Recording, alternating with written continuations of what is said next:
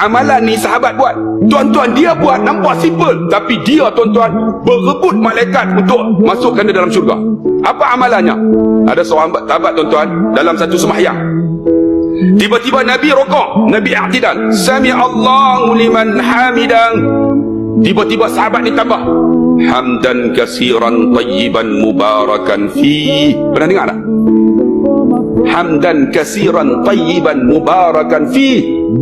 Bila dia sebut dia tu, habis sembahyang, Nabi kali, wahai sahabatku, siapa di kalangan kamu ketika sami Allahu liman hamidah menyebut ini, hamdan kasiran tayyiban mubarakan fi?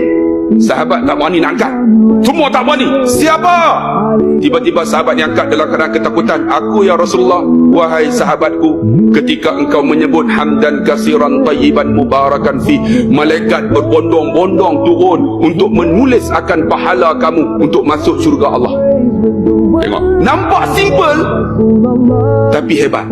Tuan-tuan, lepas sami Allah Al-Maidah, tambahlah hamdan kasiran tayyiban mubarakan fi. Hamba sebab nampak simple tapi pahala dia hebat. Malaikat berebut nak tulis pahala.